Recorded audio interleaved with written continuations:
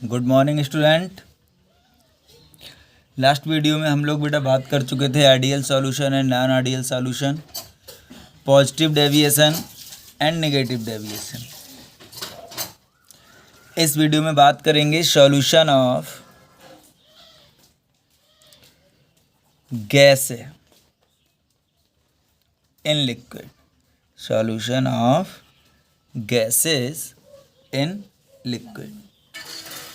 जब हम इसकी बात करते हैं कि solution of gases in liquid, gases का सॉल्यूशन लिक्विड के साथ बनना है, तो ये डिपेंड करता है बेटा सॉल्युबिलिटी ऑफ गैस पे। किस पे डिपेंड करता है?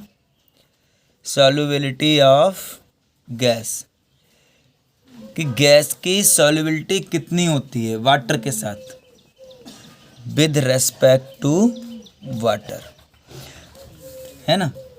जब हम सॉल्यूशन बनाएंगे लिक्विड में, लिक्विड यानी कि वाटर में, तो गैस की सॉल्युबिलिटी पे डिपेंड करेगा कि सॉल्यूशन हमारा कैसा होगा, है ना। अब सॉल्युबिलिटी क्या होती है बेटा? सॉल्युबिलिटी डिक्रीज होती है। Solubility decreases with increase in temperature. Increase in temperature, जैसे जैसे सॉल्युबिलिटी डिक्रीज होगी वैसे वैसे हमारा टेम्परेचर क्या होगा? इंक्रीज होगा। यानी कि हम यहाँ पे लिख सकते हैं solubility inversely proportional to temperature, temperature के इनवर्सली प्रोपोर्शनल होती है। तो यहाँ पे एक लॉ है,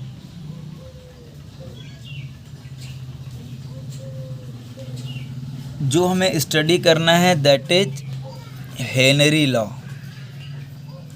हेनरीज लॉ कौन सा लॉ है बेटा? Henry's law. इस लॉ को हम स्टडी करेंगे इस वीडियो में। अब देखिएगा, तो इस लॉ को कई तरह से बताया गया है। जैसे सॉल्युबिलिटी के साथ अगर हम इसे कंपेयर करें तो ये होता है definition at constant temperature. At constant temperature the solubility of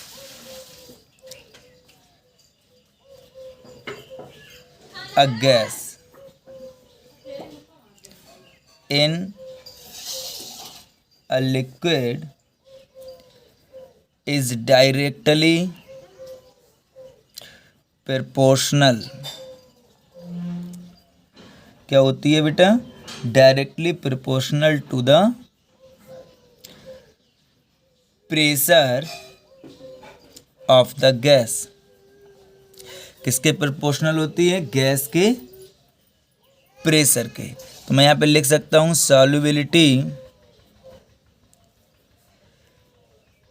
solubility directly proportional to pressure of the gas. Gas के प्रेशर के बराबर होती है। लेकिन अगर सॉल्युबिलिटी क्या होती है? Solubility of a gas in liquid solution is the function of partial pressure of the gas, है ना। ये भी तो होता है कि सॉल्युबिलिटी जो होती है हमारी किसी भी गैस की लिक्विड सॉल्यूशन में is a function of partial pressure of the gas. किसके इक्वल होती है? Partial pressure of the gas. और अगर हम solubility of a gas in a solvent is expressed in term of mole fraction, अगर हम solubility के लिए बेटा किसके टर्म में करें? सॉल्युबिलिटी को अगर हम मोल फ्रैक्शन के टर्म में करें, मोल फ्रैक्शन के टर्म में करें, किसी भी गैस के मोल फ्रैक्शन के टर्म में करेंगे, तो हमारा लॉ क्या हो जाएगा?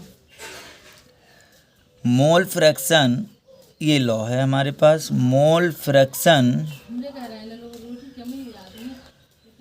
Of a gas in its solution. Mole fraction of a gas in its solution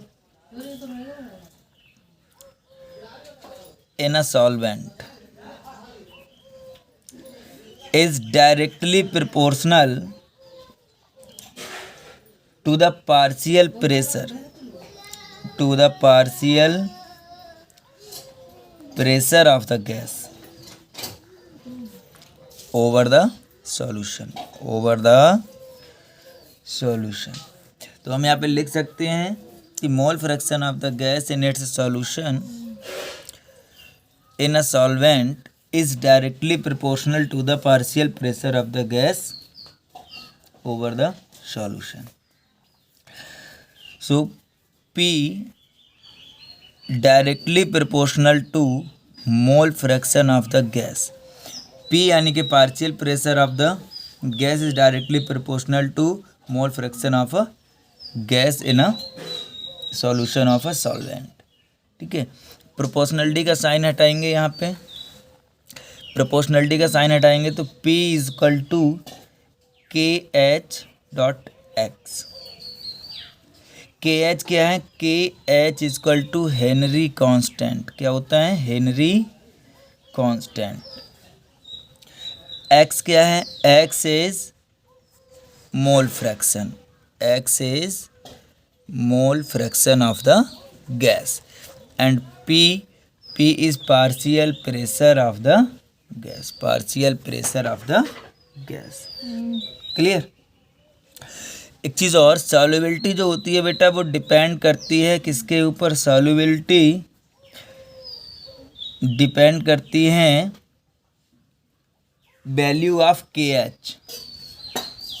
ठीक है, solubility is direct inversely proportional to value of K H.